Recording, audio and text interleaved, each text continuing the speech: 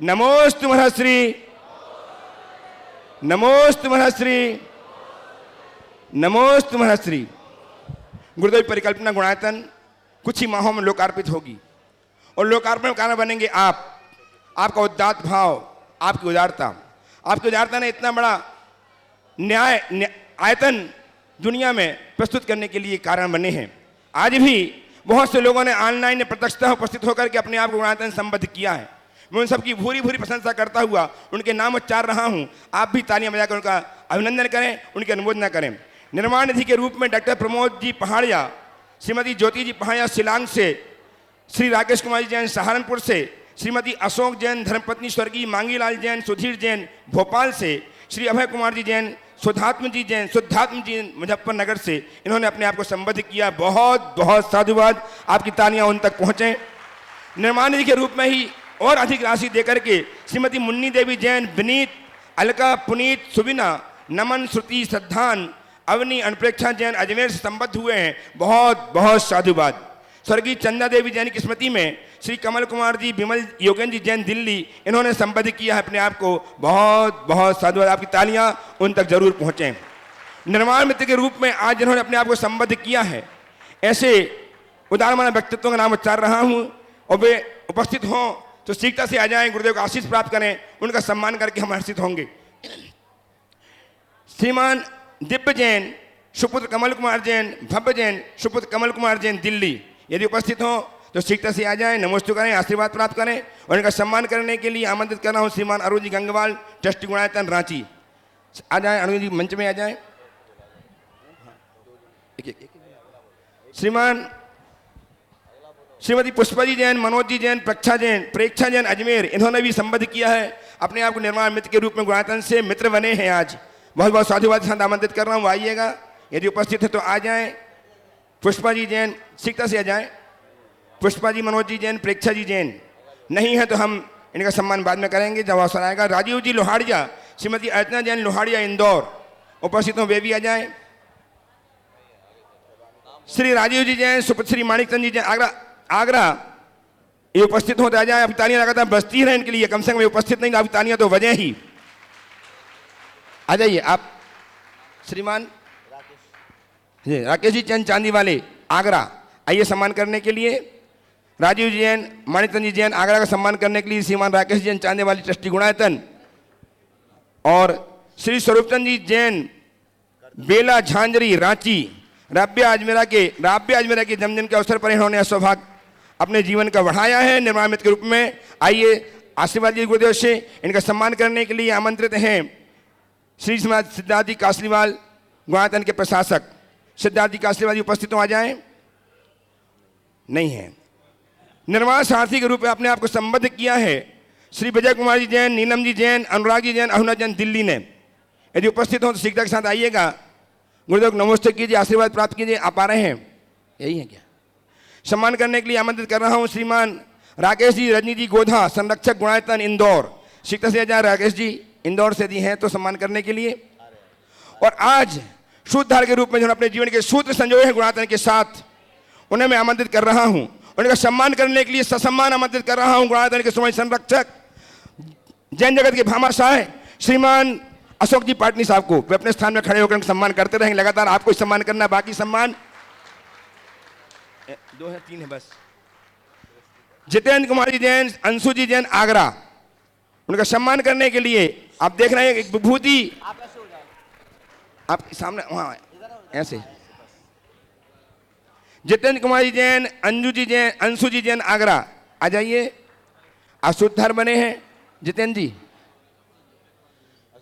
आइए। अशोक जी सम्मान कर देंगे, चांदी वाले। राकेश जी आपने सम्मान कर दिया, आ जाइए। राकेश जी सम्मान करेंगे और शेष सम्मान, हाँ, स्वर्गीय माणिक राकेश जी भेजाएं। माणिक जी कोठारी, स्वर्गीय इंद्र देवी कोठारी की स्मृति में नरेंद्र जी कोठारी, निर्मला देवी कोठारी बेंगलोर, यदि उपस्थित हो तो शीघ्रता से आए, गुरुदेव चरण के अभिवंदन करें, आशीर्वाद प्राप्त करें और इनका सम्मान करेंगे। जैन जगत के भामाशाह श्रीमान अशोक जी पाटनी, आप खड़े रहिए।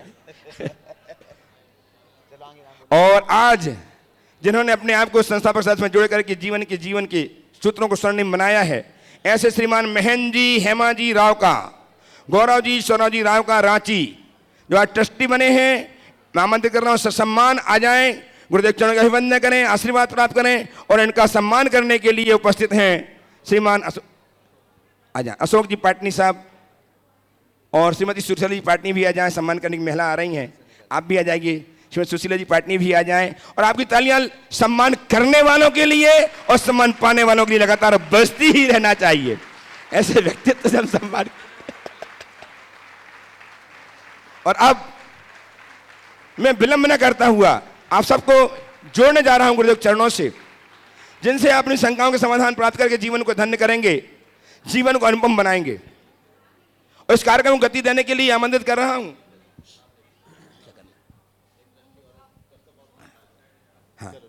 सत्सम्मान आमंत्रित कर रहा हूं बाल ब्रह्मचारी दशम प्रथमाधारी श्रद्धेय भैया अशोक जी को, जिस कार्यक्रम को गति प्रदान करेंगे। आइएगा बंधुओं, जो लोग यहाँ पर उपस्थित हैं, आप सबके हाथों में अवसर है, सौभाग्य है आपका कि आज आप महाराज श्री के पावन चरणों में बैठ करके शंका समाधान का यह लोकप्रिय कार्यक्रम यहाँ से देख रहे हैं। हमारा श्री, हम इस कार्यक्रम को प्रारंभ करें उसके पूर्व कल 4 अगस्त को 23वें तीर्थंकर श्री पार्श्वनाथ भगवान का मोक्ष कल्याणक है। और जो भी लोग सम्मेशकर तीर्थराज पर उपस्थित हुए हैं, कल सभी लोग लगभग पार्श्वनाथ भगवान का निर्माण लाडू चढ़ाने के लिए पर्वतराज की वंदना के लिए जाएंगे। तो सबसे पहले तो हम इन सब की ओर से आपका मंगल आशीष इन सब के लिए प्राप्त हो। दोनों हाथों को जोड़िएगा महाराज श्री का मंगल आशीष कल की वंदना के लिए। नमोस्तु नमोस्तु नमोस्तु। और हम यहां पर आमंत्रित कर रहे हैं हमारे बीच गुणायतन से ट्रस्टी के रूप में जुड़ रहे हैं श्री शशि जी जैन, नितिन जी जैन, आनंद जी, वंदना जी जैन, अंजना जी जैन, सम्यक जैन और अध्ययन जैन गाजियाबाद से। एक बार जोरदार कट्टल ध्वनि से उनका सम्मान करें। और श्रीमती सुशीला जी पाटनी, अशोक जी पाटनी आज गुणायतन से संस्थापक सदस्य के रूप में जो जुड़ रहे हैं, उनका सम्मान यहां पर कर रहे हैं। और विजय कुमार जी, नीलम जी जैन, अनुराग जैन, अभिनव जैन दिल्ली से उपस्थित हो चुके हैं, उनका ही सम्मान अशोक जी साहब करेंगे। आइए आप लोग आइए। और इसी क्रम में आज स्वर्णदान देकर के एक बार पुनः आपके लिए बतला दूं, गुणायतन से आज ट्रस्टी के रूप में जो जुड़े हुए हैं विद्या प्रमाणिक संघ शमुई से हैं, दिल्ली से हैं, गाजियाबाद से शशि जी जैन, नितिन जी जैन, अंजना जी जैन, सम्यक जैन और अध्ययन जैन। एक बार जोरदार करतल ध्वनि से सभी का सम्मान करें। इसी क्रम में स्वर्णदान देकर के गुणायतन के स्वर्ण कार्य में सहयोग प्रदान किया श्री संतोष जी जैन टुंडला, इन्होंने एक स्वर्ण अंगूठी प्रदान की, अपने स्थान में खड़े होकर आशीर्वाद प्राप्त कर लें। श्रीमती रश्मि जैन धर्मपत्नी, पदमचंद जैन चेंटा वाले, इन्होंने भी स्वर्ण प्रदान करके जीवन धन्य किया है। श्रीमती किरण जी जैन लक्ष्मीनगर दिल्ली और अक्षा जी जैन, रेणु जैन गोरमी भिंड, इन्होंने सोने की अंगूठी प्रदान करके जीवन को स्वर्णिम बनाया। बहुत बहुत साधुवाद। साथ ही श्रीमान मनीष जी जैन, श्रीमती रंजीता जी जैन आगरा, श्री राजकुमार जी जैन, अनुज जी जैन आगरा, श्री विपुल कुमार जी जैन, श्रीमती सुनीता जी जैन आगरा, स्वर्गीय कैलाश जी रवि जी जैन किस्मती में, आलोक जैन भवानी मंडी, श्री लालचंद जी जैन, श्रीमती उर्मिला रानी जैन दिल्ली, श्रीमती प्रेमलता जैन, श्रीमती मधु जैन दिल्ली, श्रीमती शारदा देवी जैन धर्मपत्नी स्वर्गीय राजेंद्र कुमार जैन हुगली, इन्होंने भी 21,000 की राशि प्रदान करके और निर्मल जीवन करके अपने जीवन को धन्य किया है। बहुत बहुत साधुवाद। गुणायतन परिवार आपका बहुत बहुत अभिनंदन करता है। प्रथम प्रश्न के लिए तैयार रहे श्री विकर्ष जैन।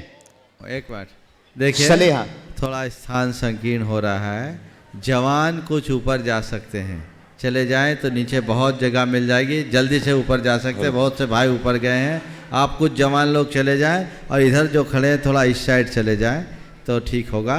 क्योंकि मान रहा हूँ गेट वाले इधर आ जाए तो बहुत अच्छी जगह है सामने, है ना, चले जाओ। और कैमरा वाले थोड़ा ऊपर वालों का ख्याल रख लेना। चलो ठीक है, ठीक है, चले जाइए उधर से, सामने से चले जाइए। मान रहा हूँ असुविधा है, लेकिन आज कुछ ऐसी आवश्यकता हो गई, इसलिए ये कार्यक्रम यहीं रखना पड़ा है ना। आप सबको पता है यहाँ समाधि चल रही है और हमें ऐसे समय में रात्रि में यहाँ रहना आवश्यक है, इसलिए कार्यक्रम को पुनः संशोधित किया गया। जल्दी से यहाँ जो गेट पे भीड़ है पीछे चले जाए, तो बहुतों के लिए जगह बन गई है, जल्दी से चले जाइए। 1 मिनट में उधर चले जाएं, जवान लोग सब उधर चले जाएं, वहाँ खड़े न रहें। चलिए सवाल कीजिए विकर्ष। मुनिवर द्वय के चरणों में कोटि कोटि नमोस्तु। हे गुरुवर, इस भक्त की तुमसे कौन बात अनजानी है, क्या सागर को मालूम नहीं किस बूंद में कितना पानी है। गुरुदेव, मेरा प्रश्न यह है कि 2 शब्द होते हैं, समर्पण और श्रद्धा। कई बार श्रद्धा तो सब जगह होती है, लेकिन समर्पण एक ही जगह होता है। तो समर्पण और श्रद्धा में क्या अंतर है गुरुदेव? कहीं समर्पण करने के पहले हमें क्या विचार करना चाहिए? नमोस्तु गुरुदेव। श्रद्धा का मतलब है किसी को अपने जीवन का आदर्श मानकर उससे उसके प्रति झुकाव और लगाव होना। श्रद्धा एक भावनात्मक लगाव या झुकाव, लेकिन समर्पण उसके लिए अपना हृदय अर्पित कर देना। समर्पण श्रद्धा का प्रगाढ़ रूप है। तो श्रद्धा सब जगह हो सकती है, समर्पण किसी एक के ही प्रति होना चाहिए, तभी हम अपने जीवन का वास्तविक कल्याण कर सकें। नमोस्तु गुरुदेव। अशोक जी मुक्ता जी जैन गड़ाकोटा, उनकी दोनों बेटियां CA आयुषी और पारसमणि आगे तैयार रहेंगे। सुश्री श्री आशीष जैन विद्या प्रामाणिक संघ दिल्ली, वहीं से पूछो जो, हाँ पूछो जल्दी से। मुनिद्वय के चरणों में कोटिशा नमोस्तु।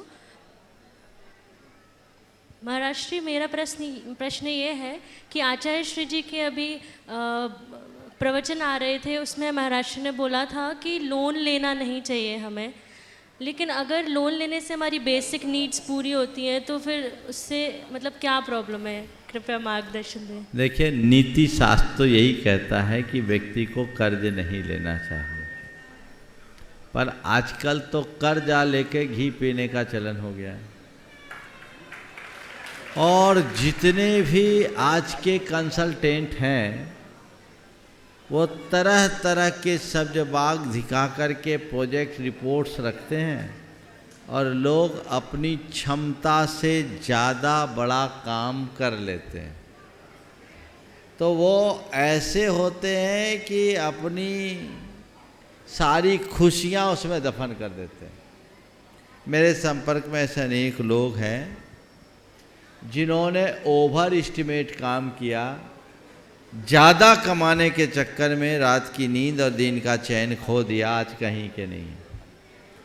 तो पहली बात तो मैं आपसे कहूँगा, व्यापार व्यवसाय के बढ़ाने के लिए लोन न लेना ही उत्तम समझिए, और कदाचित लोन ले भी तो उतना ही लें जितना आसानी से चूक सके। दूसरे शब्दों में कहूँ तो बाजू का वजन लेकर पहाड़ चढ़ा जा सकता है, सिर पर बोझा लेकर पहाड़ नहीं चढ़ सकते।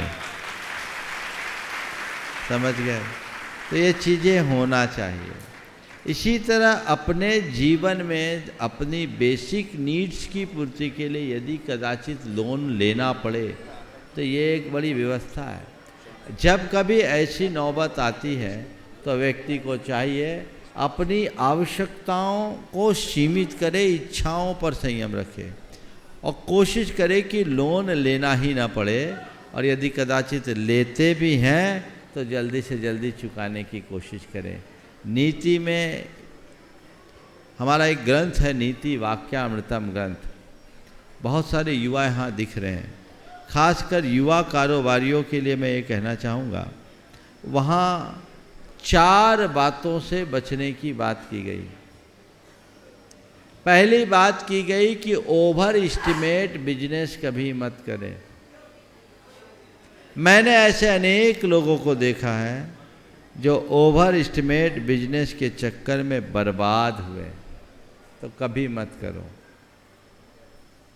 जितना चादर उतना पैर, क्योंकि आपने कैलकुलेशन तो किया लेकिन एक टेक्निकल फॉल्ट हुई और अटक गए तो ब्याज का मीटर जो घूमेगा आप उससे दब जाओगे। मैंने बहुत सारे लोगों को फेल होते देखा है, उसमें ओवर एस्टिमेट बिजनेस एक बड़ा कारण है। दूसरा बताया कि जो व्यक्ति कर्ज चुकाने के लिए कर्ज ले रहा है उसको कभी कर्ज मत दो। कर्ज चुकाने के लिए जो कर्ज ले उसको कभी कर्ज मत दो, क्योंकि वो डूबता जहाज है, डूबेगा तुम्हें भी डुबाएगा। और आजकल ऐसे लोग बड़े ब्याज का ऑफर देते हैं और लालच में लोग वो दे देते हैं, मामला बिगड़ जाता है। मैंने बहुतों को देखा, कई लोग ऐसे लालच में दे दिए, अपनी जमा पूंजी पूरी दे दी और बर्बाद हो गए। कभी मत देना, और दो तो यही मान के दो कि हम खैरात दे रहे, लौट के नहीं आने वाला। समझ गए? तीसरी बात, लगातार नुकसान होने लगे तो ट्रांजैक्शन बंद कर दो। सोचो अभी मेरा दिनमान अच्छा नहीं है, गाड़ी रोक देने में ही खैरियत है, जैसे जैसे समय सुधरेगा वैसे वैसे कारोबार बढ़ाएंगे। मैंने ऐसे अनेक लोगों को देखा जिनको नुकसान हुआ, नुकसान पर नुकसान हुआ, उस नुकसान को कवर करने के चक्कर में उन्होंने बड़ा गेम खेला और खुद ही कवर हो गए। नहीं, काम न करने से आपको उतना नुकसान नहीं होगा जितना कि अशुभ समय में काम करके नुकसान होगा। जितने लोग फेल होते हैं ना, उनके साथ ऐसा होता है। और चौथी बात, अपनी क्षमता से बाहर ओवर बर्डन काम मत करो। उतना काम करो जितने को संभाल सको। ये व्यापार की नीति है। आपने पूछा तो केवल कर्ज के लिए, लेकिन इन सब बातों का मैंने समावेश कर लिया।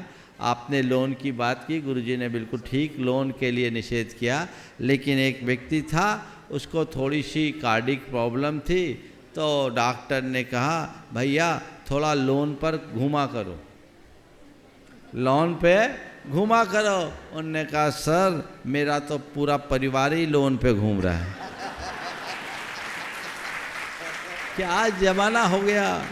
मैंने तो सुना आजकल बच्चा पैदा करने के लिए भी लोन मिलने लगा है। क्या हाल है। इन सब चीजों से बचना चाहिए। महाराज जी, हमारा तो प्रोफेशन ही है, तो फिर हमें क्या हमारा तो प्रोफेशन ही है। प्रोफेशन है, पर लोगों को वैसी सलाह देना जिसमें उलझे नहीं। श्री आशीष जी जैन, विद्या प्रामाणिक संघ, जल्दी दिल्ली, माइक सीधा से पहुंचाएं। अरुण जी गंगवाल, अरुण जी गंगवाल, रांची ट्रस्टी गुणायतन। आशीष कहाँ है? जल्दी ऊपर आ जाओ, आ जाओ आप।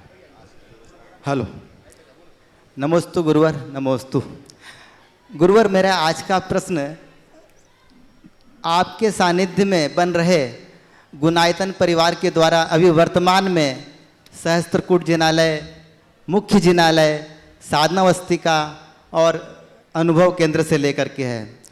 गुरुजी, अभी 3-4 दिनों में अनेक साधर्मी बंधु और अनेक लोग इन चारों जगहों का अवलोकन कर रहे हैं, और मैं बड़ा संक्षेप में बोल रहा हूँ। इतना अचंभित हैं वो लोग, माने एकदम उनके अंग अंग में उल्लासित भरा हुआ है, और बोलते हैं कि क्या हो रहा है। 2 लाइन उन्होंने यूज की है, मैं आपके श्री चरणों में वो बताता हूँ। एक ने कमेंट किया ये मानव द्वारा नहीं देव के द्वारा हो रहा है। और महाराज श्री दूसरी लाइन मैं एकदम ईमानदारी से बोल रहा हूँ, उन्होंने कहा कि ये भगवान महावीर और आचार्य श्री की कोई डायरेक्ट रोशनी या कोई डायरेक्ट महाराज के पास आ रही है और उनकी सिद्धि से ये काम हो रहा है। अब महाराज श्री मैं उनको क्या उत्तर दूं, लेकिन सब अचंभित कार्यों को देख करके। देखिए, निश्चित जो भी लोग इस तरह की बातें कर रहे हैं, ये उनका अनुभव और अनुभव के साथ भावातिरेक भी है। निश्चित गुणायतन की परिकल्पना ही कुछ ऐसी है जो लोगों को जीवन में एक नया अनुभव दे। अब जो कहा गया देवों के द्वारा बनाई गई या महावीर भगवान और आचार्य श्री का सीधा शक्तिपात है, मैं तो आपसे एक ही बात करता हूँ, मैं देवताओं पर विश्वास नहीं करता, अपने पुरुषार्थ पर विश्वास करता हूँ। और आप लोगों से भी मैं यही कहना चाहूँगा, देवों के भरोसे मत रहो, अपने भीतर की दिव्यता को उद्घाटित करो। हमारे पास बहुत क्षमता है। हाँ, जो दूसरा सवाल है उसमें मैं अपनी सहमति जरूर दूंगा, क्योंकि मेरा मानना है कि मेरी अपनी कोई बुद्धि है ही नहीं। मेरी बुद्धि जो भी चलती है ना, वो मेरे गुरुदेव की कृपा से चलती है। इसलिए सारा कर्तृत्व मैं उनको देता हूँ, निमित्त मैं बन सकता हूँ, लेकिन इसके पीछे का जो फोर्स है वो वहीं से आता है। बोले आचार्य विद्यासागर जी महाराज की जय। जब कोई बात मेरे मन में अटकती है, मैं आंखें बंद करता हूँ, उन्हें याद करता हूँ, अपने आप भीतर से समाधान निकल जाता है। तब लगता है कि मेरे हर निर्णय के साथ मेरे गुरुदेव हैं। और आपको बताऊं, गुणायतन के संदर्भ में ऐसे 3 जटिल प्रसंग आए जो ऐसे जटिल थे, आज तो बन गया सो आप लोग वाह वाह कर रहे हैं। ये सोरिंग राइड है, सोरिंग राइड को बनाना बड़ा टफ टास्क है, बहुत कठिनाई से बनता है। एक बार तो ऐसा हो गया था कि ये क्रैश हो जाएगा, सारी मेहनत धरी, सारे आर्टिस्ट और डायरेक्टर घबराए हुए थे। मैंने आंखें बंद की, मेरे आंखों में झलका, गुरुदेव कह रहे चिंता मत कर। मैंने कहा निश्चिंत हो जाओ, सब हो जाएगा। और भी ऐसे अनुभव है जो अभी सार्वजनिक करने का समय नहीं है, लेकिन ये सब है। और इन सब के आगे आप सबका पुण्य है जो इसे करा रहा है। मैं तो केवल निमित्त हूँ, पर मैं एक ही बात चाहता हूँ, प्रशंसा से मेरा पेट नहीं भरने वाला। तुम इससे कितने प्रभावित हो, उससे मुझे कोई प्रसन्नता नहीं होने वाली। मेरी प्रसन्नता तो उस दिन होगी जब तुम सब परिवर्तित होगे, तुम्हारा जीवन रूपांतरित होगा। तो हमें प्रभावित नहीं होना है, परिवर्तित होना है। गुणायतन की परिकल्पना के पीछे की मूल भावना रूपांतरण है, ट्रांसफॉर्मेशन है। हर व्यक्ति का, पूरी समाज का वो अपने अंदर घटित होगा। और मुझे पूर्ण विश्वास है गुणायतन के माध्यम से आने वाले भविष्य में एक क्रांति खड़ी होगी जो समाज को एक नई दिशा दे। नमोस्तु गुरुवर। श्री सुनील जी अजमेरा हजारीबाग से संयुक्त महामंत्री गुणायतन। नहीं है सवाल। श्री जिनेंद्र जी जैन, कमलेश जी जैन कानपुर, जिन्होंने गुणायतन के लिए स्वर्ण दान में अपना मंगल सूत्र दिया है। अगर यहाँ पर हो तो अपने स्थान पर खड़े होकर के मंगल आशीष ग्रहण कर लेंगे। मैं आमंत्रित कर रहा हूँ श्रीमती सुशीला जी पाटनी, अशोक जी पाटनी साहब के लिए आपकी जोरदार कटला ध्वनि के बीच मैं उन्हें आमंत्रित कर रहा हूँ अपने प्रश्न और भावनाओं के साथ में। पधारें। हाँ हाँ ओ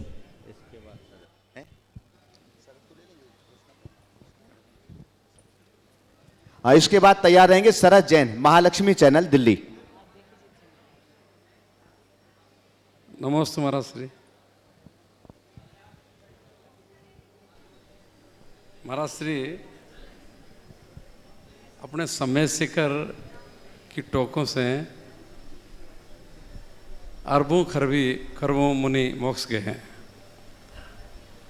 तो इसमें मुझे कोई संदेह नहीं, कोई शंका नहीं है कि गए हैं, निश्चित रूप से गए हैं। लेकिन उनकी अवगाहना इतनी 500 धनुष की अवगाहना थी और इतने असंख्यात मुनि उसी टोंक से मोक्ष गए, ये किसने तो कहा और क्या ये संभव है? बहुत सुंदर। देखिए अशोक जी, आपकी शंका बिल्कुल स्वाभाविक है। और अगर हम अजितनाथ भगवान के अवगाहना को देखें, 450 हाथ तो 450 धनुष तो होता है आपके जाकर के 4 हाथ का एक धनुष, तो 450 धनुष का मतलब है 1800 हाथ, और 1800 हाथ यानी 2700 फुट। आज हमारा ये पर्वत पारसनाथ तो सी लेवल से, समुद्र तल से 4480 फीट ऊंचा है। तो इसका मतलब आज ही यदि वर्तमान रूप को हम माने तो अजितनाथ भगवान का तो सिर पहाड़ पर टिकता था यहाँ से, उनके लिए तो बहुत छोटी सी टेकरी होगी। लेकिन नहीं, ऐसी बात नहीं है। ये जो बातें लिखी है बिल्कुल सही लिखी है, और इसलिए सही है कि जो ये पर्वत है, पर्वत का स्थान यही है, स्वरूप नहीं। हमारे शास्त्रों के अनुसार ये पर्वत 12 योजन विस्तृत था। 12 योजन यानी 48 कोस, 48 कोस यानी 96 माइल, और 96 माइल मतलब लगभग 150 किलोमीटर का इसका इलाका था। अभी आ रहा आपकी बात में। वैज्ञानिकों के अनुसार ये पर्वत अवशिष्ट पहाड़ के अंतर्गत आता है। अवशिष्ट पहाड़ को पुराना मोड़दार पहाड़ कहा जाता है। हिमालय नया मोड़दार पर्वत, तो कभी ये बहुत विशाल पर्वत रहा होगा असंख्य वर्ष पहले भगवान आदिनाथ के काल में। इसकी ऊंचाई भी बहुत रही होगी। धीरे धीरे धीरे इस पर्वत का क्षरण हो रहा है, आगे भी होगा। तो उस समय जब पर्वत बड़ा था तो बड़े बड़े अवगाहना वाले लोग भी आते होंगे, महाराज भी आते होंगे, भगवान भी आए, उनको मोक्ष हुआ। अरबों खरबों नहीं, असंख्यों का, यहाँ से अनंतों का निर्वाण हुआ। लेकिन जो इस अरबों खरबों हम लोग सुनते हैं, पढ़ते हैं, वो एक दिन में नहीं। भगवान ऋषभदेव से लेकर महावीर भगवान तक के शासन काल में एक कोड़ा कोड़ी सागर वर्ष में, वो असंख्य वर्षों का, एक सागर ही असंख्य वर्ष का होता है। तो एक कोड़ा कोड़ी सागर असंख्य वर्षों का, पूरी 24 जिसमें समा जाए, उतने में इतने का मोक्ष जाना कोई बड़ी बात नहीं है। क्रम क्रम से आते हैं। अब ये पर्वत का स्थान नहीं है, तो आप कहोगे महाराज शाश्वत क्यों कहते हैं? नहीं महाराज श्री, ये बात सही है। गए पहाड़ से और अनंत काल हो गया और अनंत मुनि मोक्ष गए, उसमें कोई संदेह नहीं है। पर इसी टोंक से इतने गए, हाँ वो बता रहा ये किसने तो बताया, और ये कैसे पहाड़ से पूरे समय से पहाड़ से जा सकते हैं, उस टोंक से कितने गए ये किसने बताया? ऐसा है, सबसे पहले तो एक बात बताऊं, बहुत अच्छा सवाल आपने किया कि इस टोंक से इतने मुनि गए, ये कहाँ मिलता है? हमारे किसी प्राचीन ग्रंथों में इसका उल्लेख नहीं मिलता। सम्मेद शिखर महात्म करके एक ग्रंथ है जो लगभग 16वीं शताब्दी 17वीं शताब्दी का ग्रंथ है, उसमें इसका कुछ उल्लेख मिलता है। और सम्मेद शिखर टोंकों की वंदना का जो उल्लेख मिलता है, उसके आधार पर यह कहा जाता है। टोंकों की संरचना के विषय में भी एक किंवदंती है। किंवदंती यह है कि पारसनाथ भगवान की टोंक तो सही जगह है जहाँ थी, ऊपर, नीचे नहीं। स्वर्णभद्र टोंक ऊपर है, नीचे तो अभी चरण बना दिए गए। हमारे मूल चरण पारसनाथ भगवान के ऊपर हैं, नीचे तो कभी चाय बनती थी 1970 तक। और आप देखिए गुफा के चरण असली चरण नहीं, मैंने दोनों चरणों को देखा और दोनों जगह खूब ध्यान किया, कई रात्रियां बिताई है। ऊपर की ऊर्जा अलग है और नीचे के चरण में नाखून बने हुए हैं, नीचे चरण है, ऊपर चरण चिन्ह है। इस बात का ध्यान रखना। दोनों की प्रशस्ति में भी 100 वर्ष का अंतर। तो ये हमारे मूल चरण पारसनाथ भगवान के ऊपर स्वर्णभद्र टोंक ऊपर है। ये गुफा का एक स्थान था जो मंदिर के प्लिंथ के स्थान का उपयोग करके गुफानुमा बना दिया गया। और मैंने वहाँ के पुराने दरबारों से पूछा था तो उन्होंने बोला 70 तक यहाँ चाय बनती थी, बाद में टोंक रखी और चरण रखे गए और वो पुराने चरण रखे गए।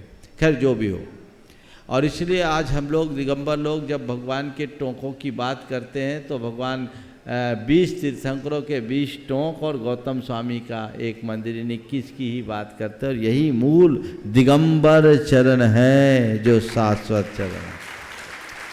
तो ये जब बात की गई कैसे टोंकों की रचना की जाए, तो एक किंवदंती आती है कि एक कोई यति जी या भट्टारक जी थे, वे आए पारसनाथ टोंक पर, मंत्र साधन किया और 24 तीर्थंकरों में से 20 तीर्थंकर जिनका निर्वाण हुआ, उनके नाम की पर्चियां मंत्र पढ़ के उड़ा दी, और जिनकी पर्ची जहां गिर गई वहां उनकी टोंक बना दी।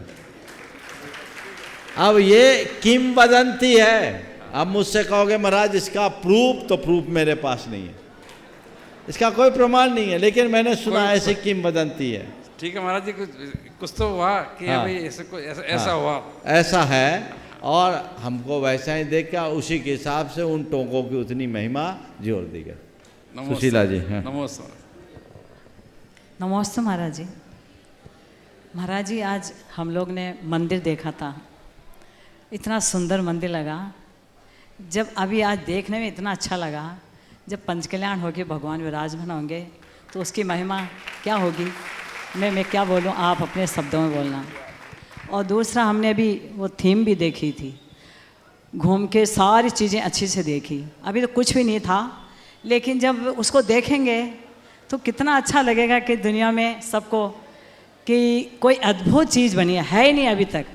और पूरा धर्म समोसन कैसा होता है, आज तक हम लोग पुस्तकों किताबों में जिनवाड़ी में पढ़ते हैं, वो साक्षात देखे तो ऐसे लगता है हम समोसन में बैठे हैं। हम क्या पता कभी समोसन में बैठ के आए कि नहीं आए कभी, लेकिन साक्षात यहाँ बैठ के अपन सब जने समोसन में ज़रूर से बैठेंगे। आप इसके बारे में सबको बताइए कि समोसन में बैठ के कितना अच्छा लगेगा। देखिए, कल इस विषय में काफ़ी विस्तार से चर्चा कर दी गई। निश्चित आपकी भावना है। मैं तो ये कहूँगा एक लाइन में, ज़्यादा विस्तार से नहीं कहूँगा, नहीं तो लोग कहने लगेंगे महाराज तो बस एक ही राग अलापने लगे। तो अब गुणायतन कुछ कहेगा नहीं, गुणायतन तो जो कर रहा है वो करके सबको दिखाएगा और दिखाने जा रहा है। एक पंक्ति में बात केवल इतनी कहूँगा कि समो शरण का जीवंत रूप यदि आप देखना चाहेंगे तो गुणायतन में आपको बहुत सहजता से दिख जाएगा, और आपको ऐसा लगेगा कि आप समो शरण को देख नहीं रहे हैं, अपितु समो शरण की वंदना करके उसके सभासद हो रहे हैं। हमें पता नहीं कि चौथे काल में हम कभी समो शरण में गए या नहीं, लेकिन यहाँ आने के बाद तुम्हारे जीवन का चौथा काल जरूर आ जाएगा, इसमें कोई संशय नहीं। हो सकता है तुम्हारे हृदय की विशुद्धि ऐसे बढ़े कि सम्यक दर्शन की भी प्राप्ति हो जाए, और वही हमारा लक्ष्य और ध्येय है जिस पर हमें बहुत ध्यान देने की जरूरत है। नमस्ते महाराज। शरद जी जैन महालक्ष्मी चैनल दिल्ली से हमारे बीच हैं, भी अपनी बात रखें। उसके पूर्व हम बंधु बतला दें, कल प्रातःकाल आप सभी लगभग पर्वतराज पर वंदना के लिए जाएंगे, लेकिन दोपहर को ठीक 2:30 बजे गुणायतन में पार्श्वनाथ भगवान का निर्वाण लाडू समर्पित किया जाएगा। आप लोग ज्यादा से ज्यादा संख्या में पधारें और निर्वाण लाडू में अपना सौभाग्य अर्जित करें। साथ ही आज से 10 दिन बाद 13, 14 और 15 अगस्त को भावना योग शिविर यहां पर आयोजित किया जा रहा है, और आप सभी जानते हैं भावना योग शिविर की प्रसिद्धि।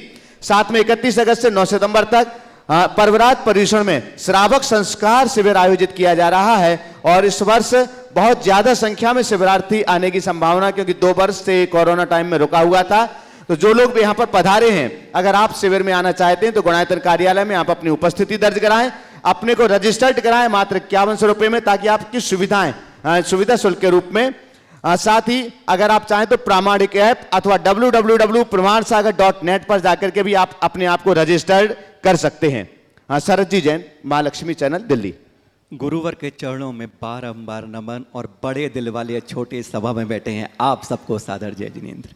सवाल छोटा सा महाराज जी है, पर वो जान धोती के साथ दुपट्टा भी है महाराज जी। धोती के साथ दुपट्टा मतलब छोटा सवाल है, उसका एक छोटा सवाल और है। मैं ये बात कर रहा हूँ, आज चल तीर्थ से मेरा अनुरोध है, अचल तीर्थ की सुरक्षा में 15 अगस्त आने वाली है, जब हम पूरा विश्व हमारे साथ देश का 75वां अमृत महोत्सव बनाएगा। हर कोई अपने घर पर तिरंगा फहराएगा, पर मन में आज यह कहता है पंचरंगा ध्वज कि मेरे बारे में मायूसी क्यों। आज़ादी से पहले गुलाम थे हम महाराज जी, आज़ादी से पहले हम गुलाम थे। 1947 से पहले हमारे पर बहुत आक्रमणियों ने हमले किए, हमारे मंदिर लूटे, तीर्थ लूटे, बदला सब कुछ किया। मुगल शासक रहे, यमन रहे, शैव रहे या जो भी विरोधी धर्मी के रहा, अधर्मी रहा, सबने लूटा तोड़ा, पर आज 75 साल भी हमारे तीर्थ लूटे जा रहे हैं, बदले जा रहे हैं, तोड़े जा रहे हैं। महाराज जी ऐसा क्यों है और क्या है इसकी सुरक्षा का उपाय?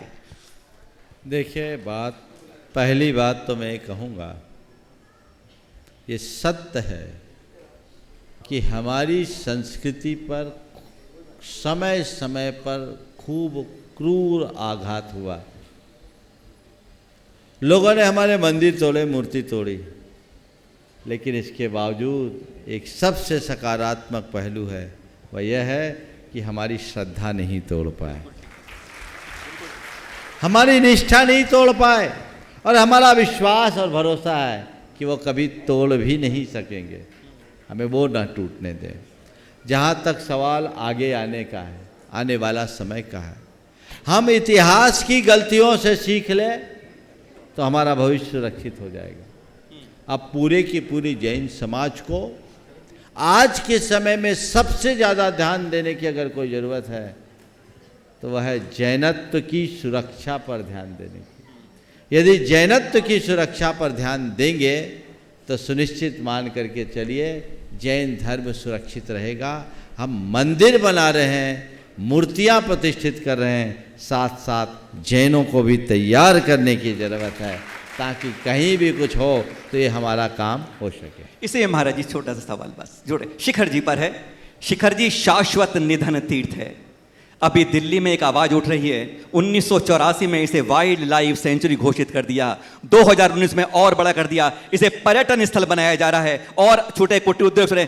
क्या हमारा तीर्थ इस तरह बदलता रहेगा? क्या होगा इसका महाराज? देखिए, शिखर जी के संदर्भ में जो भी बातें हैं, शासन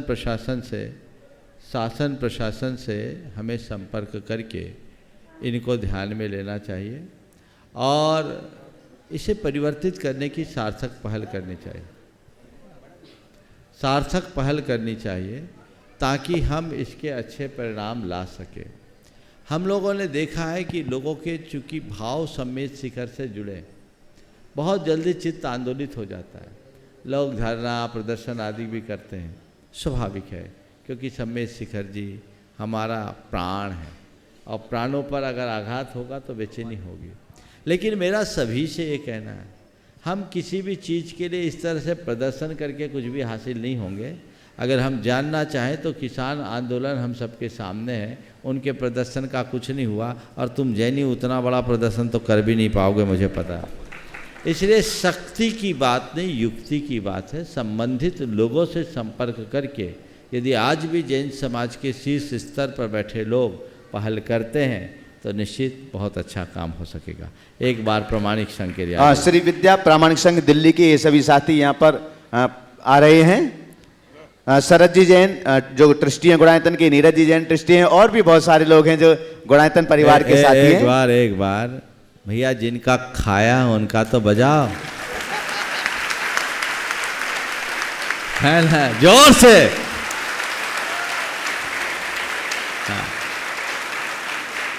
बहुत सब लोग सब तरफ चर्चाएं है महाराज जी। विद्या प्रामाणिक संघ ने तो गजब ढा दिया, तो अच्छी बात है। एक बार इनका स्वागत तो होना ही चाहिए। पिछले अनेक वर्षों से करते आ रहे हैं और इनका उत्साह बढ़ना चाहिए। सवाल करो, एक सवाल। गुरुवार पंच कल्याणक के लिए हमने भोजनशाला के लिए अर्जी लगाई हुई है, क्योंकि हमें ये जो भोजनशाला हमने ये यहाँ पे लगाई हुई है, कल से शुभारंभ हुआ है। ये हमारी तैयारी 4-5 महीने पहले शुरू हो जाती है, पूरी सारा प्रोग्राम बनना शुरू हो जाता है, कैसे क्या करना है। तो पंच कल्याणक के लिए कम से कम हमें 6 महीने तैयारी के लिए चाहिए।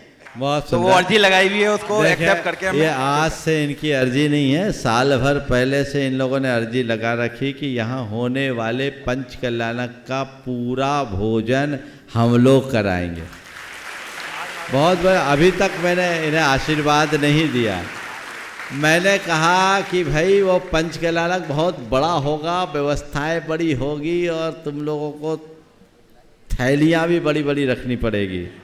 तो इनने कहा, कह भी रहे कि महाराज हम दिल्ली वाले हैं, हमारा दिल भी बड़ा है। गुरुवार आपका आशीर्वाद रहेगा तो थैली क्या ट्रंक भर जाएंगे। हाँ ठीक है, भावना भाव। अभी से उसके संदर्भ में कुछ कहना ठीक नहीं समझता, लेकिन तुम लोगों के उत्साह की सराहना जरूर करना चाहिए और ऐसा उत्साह बनाए रखो।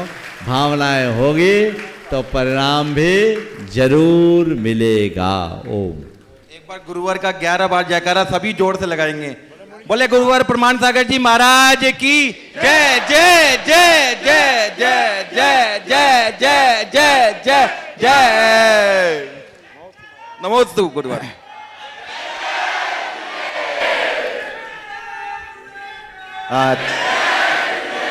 चलेगा। ओम ओम ओम। आपके बाद तैयार रहेंगे सीए जूही जैन मोदी खुरई। चलिए बोलें, अपना प्रश्न बोलिए। दूसरा माइक पहले से पहुंचा दीजिए। ओम। हाँ चलिए पूछिए। भावना योग प्रणेता श्री प्रमाण सागर जी महाराज जी, नमोस्तु नमोस्तु नमोस्तु। सभी नागपुर वासियों की तरफ से नमोस्तु नमोस्तु नमोस्तु। महाराज जी कहते हैं अन्य क्षेत्रे कृतं पापम धर्म क्षेत्रे विनश्यति, धर्म क्षेत्रे कृतं पापम वज्रलेपो भविष्यति। विडंबना यह है कि आजकल धर्म क्षेत्र नहीं पिकनिक स्पॉट जैसे बन गए हैं और वहाँ जाकर ही ज़्यादा पाप की प्रवृत्ति देखने में आ रही है। इससे बचने के लिए क्या उपाय करना चाहिए महाराज जी? देखिए बहुत अच्छा सवाल आपने किया है। लोगों में जागरूकता होनी चाहिए, खासकर समेत शिखर जी जैसे पवित्र धर्म क्षेत्र में आकर अनजाने में आपसे अगर पाप होता है तो ये आपके लिए महान दोषप्रद है। सबको सावधान रहना चाहिए, क्योंकि लोगों की मानसिकता सैलानी है, सैर सपाटे के आदी और अभ्यासी। तो सैर सपाटे के आदी अभ्यासी होने के कारण, सैलानी मानसिकता से भरे रहने के कारण लोग यहाँ आकर के भी वही कर लेते हैं। सभी को अपनी मानसिकता बदलना चाहिए। हम समेत शिखर जी आए हैं, घूमने के लिए नहीं आए हैं, तीर्थ की वंदना के लिए आए हैं। और तीर्थ की वंदना के लिए नहीं, शाश्वत तीर्थ की वंदना के लिए आए हैं। ये भाव अपने अंदर। और हम शाश्वत तीर्थ की वंदना, ऐसे तीर्थ की वंदना जिस तीर्थ की एक वंदना मात्र से एक बार बंदे जो कोई, ताहे नरक पशु गति नहीं होई की बात है। तो जो भाव सहित वंदना करता है वो नरक पशु गति से बचता है, और जो भाव रहित वंदना करेगा उसकी निश्चित दुर्गति होई, ये सोचना चाहिए। तो अपने अंदर ऐसी पवित्रता हो, इस तीर्थ की पावनता को अक्षुण्ण बनाए रखने का संकल्प होना चाहिए। यहाँ के पर्यावरण को ठीक करना चाहिए। यहाँ आए तो कम से कम शुद्ध जैन बन के रहे। रात में भी खा रहे हैं, दिन में भी खा रहे हैं, इधर भी खा रहे हैं, उधर भी खा रहे हैं। लोग कहते हैं महाराज जी रात में यदि आप सड़क पर निकलो तो देख के लगेगा ही नहीं कि ये जैनियों का शाश्वत तीर्थ है, लगेगा किसी महानगर के खोमचे की गली में जा रहे हैं। क्या है? ये चीज़ें बदलनी चाहिए। मानसिकता बदलिए। इस तीर्थ में आकर अपने जीवन में पावनता लाइए, तभी आप अपने जीवन में कुछ कर पाओगे। कर्म काटोगे, ऊपर जाते हो, किस भाव से कैसी वंदना करते हो, कितना पुण्य कमाते हो, ये तो मुझे नहीं मालूम। पर इस तरह की हरकतों से होने वाला पाप बहुत भारी पड़ेगा, इसमें कोई संशय नहीं है। इसलिए सभी को इन बातों पर बहुत बहुत गंभीरता से ध्यान देना चाहिए। प्लास्टिक पॉलीथीन का उपयोग नहीं करना चाहिए। पर्वत पर किसी प्रकार का पाउच वगैरह का प्रयोग नहीं करना चाहिए। कोई भी इस तरह के डिस्पोजल की सामग्री का प्रयोग नहीं करना चाहिए। पूरा पर्वत समाप्त हो रहा है, छिन्न भिन्न हो जाएगा। और जब ये सब खत्म हो जाएगा तो हमारे लिए बचेगा क्या? और खान पान पर शुद्धि का विशेष ध्यान रखना ही चाहिए। नमोस्तु महाराज जी। सीए जूही जैन मोदी खुरई। प्रमोद कीर्ति प्रभांशु जैन। ओम जल्दी दीजिए। पथरिया आगे तैयार रहेंगे।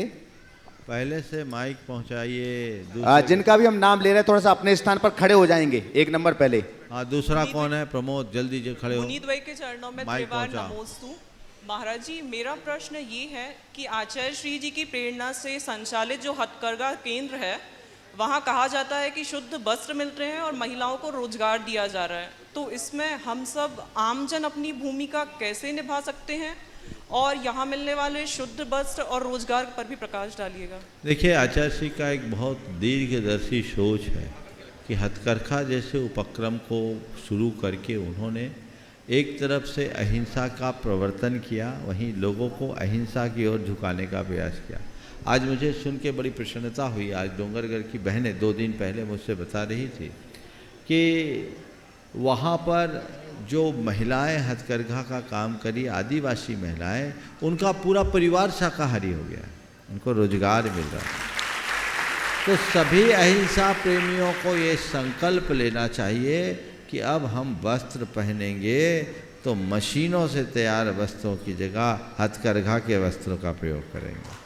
आप उसका जितना उपयोग करेंगे उसकी उतनी मांग बढ़ेगी, और जितनी मांग बढ़ेगी उतने लोगों को रोजगार मिलेगा। ये आपका अप्रत्यक्ष सहयोग है। ऐसा प्रयास और पुरुषार्थ करना चाहिए।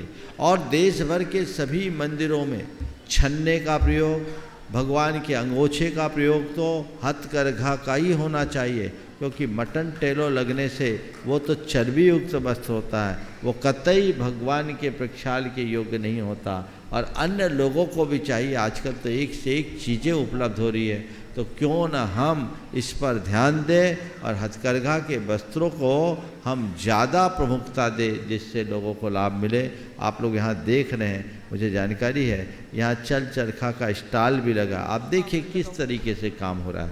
तो ये समाज के लोगों को ध्यान देने की ज़रूरत है, और ये केवल जैन समाज के स्तर से नहीं, जन समाज के स्तर पर कार्य हो, सुनिश्चित रूप से इसका सुपरिणाम हम सबको प्राप्त होगा। प्रमोद कीर्ति प्रभांशु जैन पथरिया आगे तैयार रहेंगे। श्री अजय कुमार जैन एडवोकेट दिल्ली। महाराज जी के चरणों में बारंबार नमोस्तु। महाराज जी मेरा प्रश्न है कि कई लोग ऐसे देखे हैं मैंने जो जीवन भर पूजा पाठ करते हैं, नित्य दिन पूजा करते हैं, स्वाध्याय करते हैं, मंदिर जाते हैं, परंतु उनका जब अंतिम समय आता है तो ऐसे 2-4 साल भी ऐसा उनका समय आता है कि भी ना मंदिर जा पाते हैं, ना पूजा पाठ, ना स्वाध्याय, कुछ भी नहीं कर पाते। तो महाराज जी उनने जो जीवन में पुण्य किया है, या उनने जो पूजा पाठ से जो उनको पुण्य प्राप्त हुआ है, उसका क्या होगा महाराज जी, वो कैसा क्या किया जाए? देखिए, ये बहुत दुर्लभ है कि जीवन भर की धर्म आराधना अंत तक बनी रहे। ये महान महान मुनियों के लिए भी दुर्लभ है। लेकिन इसका अर्थ ये कतई नहीं है कि यदि हम नहीं किए, साल भर जो किए वो सब व्यर्थ होगा। ये बात सही है कि अंत मता सो गता, लेकिन जीवन भर का किया हुआ किसी न किसी रूप में फलता है। वो पुण्य किसी न किसी रूप में फलेगा, हताश नहीं होना चाहिए। और फिर ये भी सोचना चाहिए कि जीवन भर धर्म ध्यान करने के बाद जब ये हाल है तो जो नहीं करेगा उसका क्या हाल होगा। इसलिए इन सब बातों को देखकर नियमित ऐसी भावना भानी चाहिए कि हमारा धर्म ध्यान में चित्त लगा रहे। ओम। अजय कुमार जी एंड एडवोकेट दिल्ली आगे तैयार रहेंगे। श्री नेहा शैलन जी जैन सागर ट्रस्टी गुणायतन।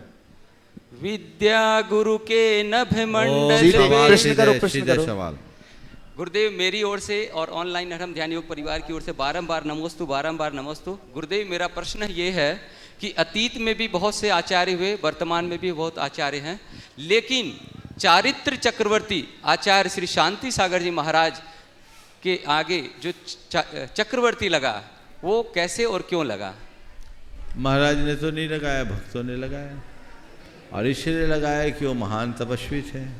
चरित्र के क्षेत्र में उन्होंने शिखर को प्राप्त किया, तो चरित्र चक्रवर्ती बोल दिए तो क्या बुराई है, अच्छी बात है, वो थे इसलिए है। नमस्ते गुरुदेव। चलिए अगला।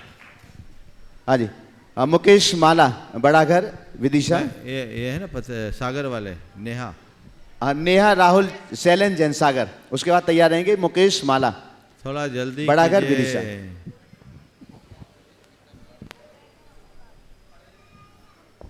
हे गुरुवर, मेरा और मेरे परिवार की ओर से बारंबार नमोस्तु।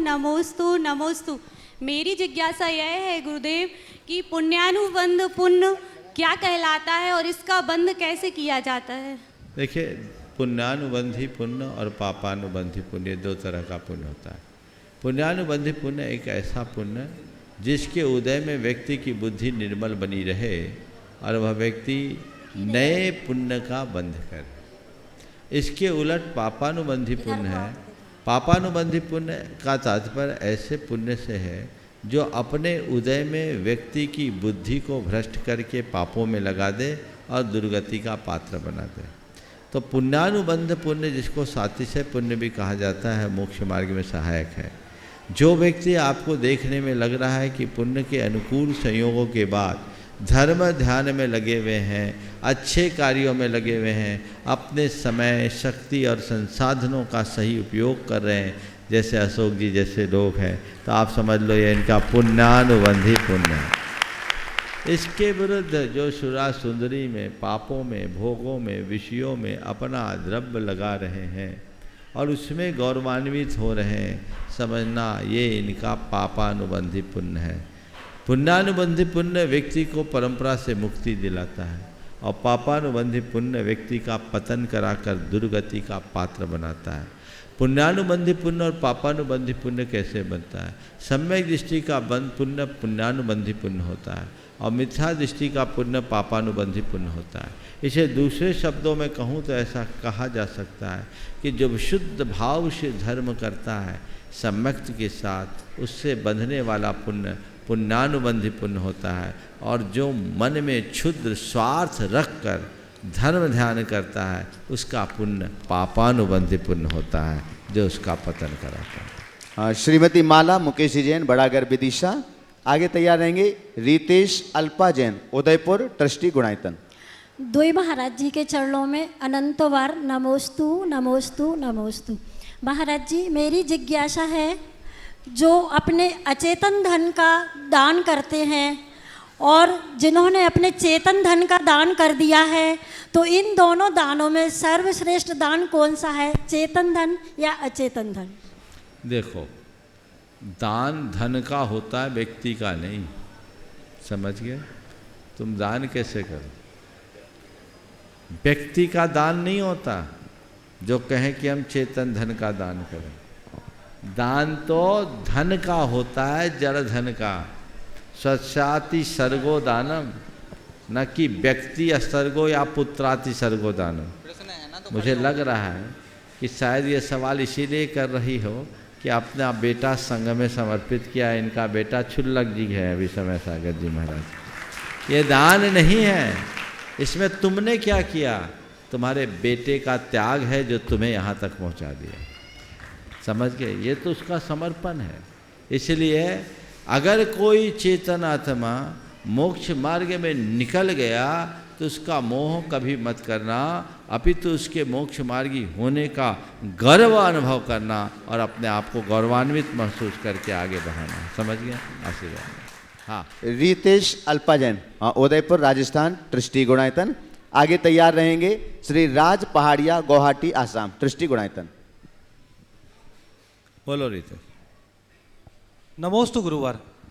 गुरुवर, जिंदगी ट्रेन में टीटी, फिर से बोलो। जिंदगी ट्रेन में टिकट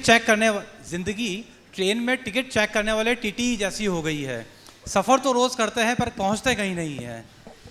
महाराज जी, जीवन में लक्ष्य निर्धारण का क्या महत्व है और जीवन को सही दिशा और दशा देने में का ज्ञान कैसे हो? कृपया मार्गदर्शन करें। बहुत अच्छा वाक्य कहा। जिंदगी ट्रेन के टीटी जैसे हो गए, जो यात्रा तो रोज करते हैं पर उन पहुँचते कहीं नहीं। आपका सवाल है जीवन के में लक्ष्य निर्धारण का क्या महत्व है और जीवन की दिशा और दशा को कैसे तय किया जाए। देखिए, बिना लक्ष्य के किसी भी व्यक्ति का कल्याण नहीं होता, तो हमें अपना लक्ष्य तो निर्धारित करना ही चाहिए। और लक्ष्य का निर्धारण तभी हो सकता है जब व्यक्ति के सामने उसका ध्येय हो, उद्देश्य हो। आज के समय में ज़्यादातर लोग लक्ष्य विहीन जीवन जीते हैं। उनके जीवन का कोई उद्देश्य या मकसद ही नहीं दिखता। हमें चाहिए कि हम पहले अपने जीवन का ठोस मकसद सुनिश्चित करें और उसके अनुरूप लक्ष्य बनाएं। निरुद्देश्य जीवन के संदर्भ में किसी विचारक ने एक बहुत अच्छी बात लिखी कि उद्देश्य विहीन जीवन कुत्ते की भांति त्रिआयामी है। थोड़ा वाक्य और शब्दों पर ध्यान देना। उद्देश्य विहीन जीवन कुत्ते की भांति त्रिआयामी है। दिन भर भौंकना, इधर से उधर घूमना और अपने बचा हुआ समय साथियों से लड़ झगड़ कर बिताना, दिन रात घूमना, इधर उधर घूमना, दिन रात भौंकना और बचा हुआ समय अपने साथियों से लड़कर बिताना, ये जैसा कुत्ते जैसा जीवन उन्होंने लिखा। वस्तुतः हमें अपने जीवन का ठोस लक्ष्य सुनिश्चित करना चाहिए और अपने जीवन का मूलभूत लक्ष्य केवल एक रखना चाहिए, वह है जीवन का कल्याण। यदि इस लक्ष्य से बंधकर हम आगे बढ़ें तो सुनिश्चित तौर पर अपने जीवन का हम पथ प्रशस्त कर सकें। श्री राज पहाड़िया, गुवाहाटी, आसाम। इसके बाद में तैयार रहेंगे श्री सुरेंद्र कुमार राशि जैन, अलीगढ़। नमोस्तु गुरुदेव, मेरे और मेरे परिवार की तरफ से नमोस्तु, समस्त रंगिया वासियों की तरफ से नमोस्तु। मेरी वर्तमान की स्थिति को देख के मेरे मन में एक सवाल उत्पन्न हुआ है कि एक माँ अपनी सारी भूमिका पे खरी उतरती है और वो हर समय अपने बच्चों के कार्य को लेके और उसके अंत तक, मतलब अच्छे भविष्य के लिए हमेशा तत्पर रहती है। तो क्या आजकल के बच्चों के मन में वो संवेदनशीलता, वो भाव, वो हृदय कहाँ, मतलब उनके प्रति वो कहाँ चला गया कि वो माँ के प्रति भी तत्पर रहें? वो दिन भर उनको कार्य करते देख के भी उनका कोई हाथ नहीं बटाना चाहते हैं, वो दूर भागते हैं आजकल के बच्चे माँ बाप से। तो कृपया आजकल के युवा के लिए आप एक मार्गदर्शन करिए कि वो अपने माँ बाप का महत्व समझे। बहुत ही ज्वलंत सवाल आपने किया है और ये एक बड़ी गंभीर समस्या है। जब हम इसकी जड़ में जाते हैं तो मुझे इसके सबसे मूल कारण के रूप में एक बात समझ में आती है, वह है बदली हुई जीवन शैली।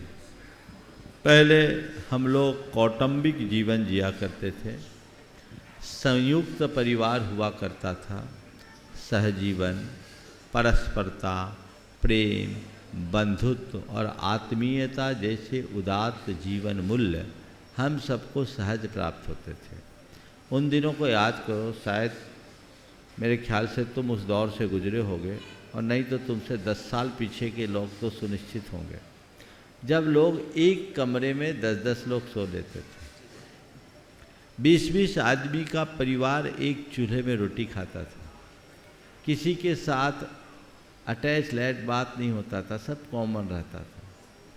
तो जब लोग एक दूसरे के साथ रहते थे तो आपस में सद्भाव और प्रेम अपने आप बनता था। अब लोग धीरे धीरे इन सब चीज़ों से अलग होते जा रहे हैं और अपने अपने कमरों तक सिमट रहे हैं। बड़ों की बात तो जाने दीजिए, अब 5 साल 6 साल के बच्चे का भी कमरा अलग होने लगा है। तो वो अपनत्व उसे मिलेगा कहाँ? वो आत्म केंद्रित होने लगा है और रहा सहा कसर मोबाइल ने निकाल दी। आजू बाजू में 2 व्यक्ति बैठे हैं लेकिन दोनों को एक दूसरे का आता पता नहीं, सब स्क्रीन पे अपनी उंगलियां चला रहे हैं। तो ये एक बहुत बड़ा नुकसानदेह पहलू है। तो इससे बचने का एक ही उपाय है कि परिवार के लोगों का आपस में संवाद बने। अभी 5-6 दिन पहले मैंने प्रेम के संदर्भ में प्रवचन दिया था, तो 4 बातें कही थी: संवाद, सौहार्द, सहयोग और समादर। ये आज बहुत जरूरी है, इसका घोर अभाव है।